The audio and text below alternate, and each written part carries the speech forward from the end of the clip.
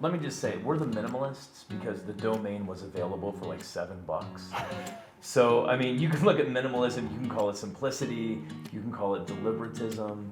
I mean, really, minimalism for us is living a deliberate life. So certainly that does go hand in hand with looking at what we do with our resources, our money, our time, our attention. I would say that those last two resources are probably our most important resources that we have. And yes, of course, it also bleeds into what we bring into our lives. Not just the physical stuff. Yes, when I bring something physical into my life, I want to make sure that it adds value to my life. And what I mean by that is does it serve a purpose, or does it bring me joy? But also that includes relationships that we bring in, that I put my time and attention into. Josh and I right now, we can say that we're debt free. That's just within the last few years that we've been able to get rid of all of our debt. And now to me, I mean, I just look at debt as there's no such thing as good debt. And there will be people who will send us an email after they hear us say that, and they'll say, "Oh no, look at Zuckerberg. He bought a multi-million-dollar house, put it on a 30-year mortgage, so he could take his millions of dollars cash and put that into the stock market and make 7%, on average year over year in index funds." Well, that's great. Maybe debt works really well for really, really rich people, but for most people, debt is not a good thing.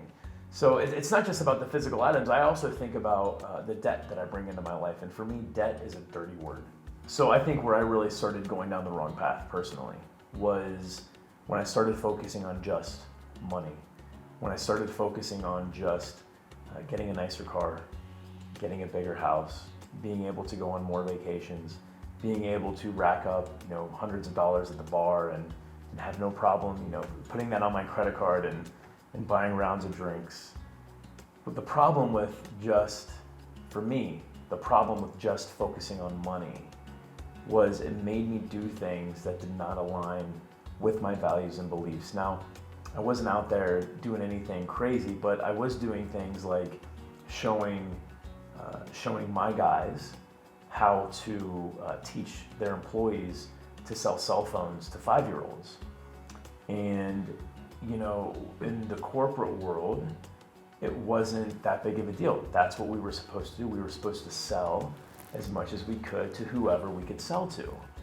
But there are certain things that when you put money first, well, then other things start to become the opportunity cost, like my values and my beliefs, like my time and my attention.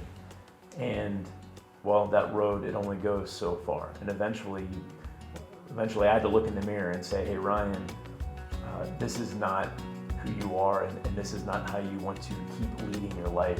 And minimalism was really a tool that helped me to redefine what I did want to focus on, what I did want to put my time and attention into.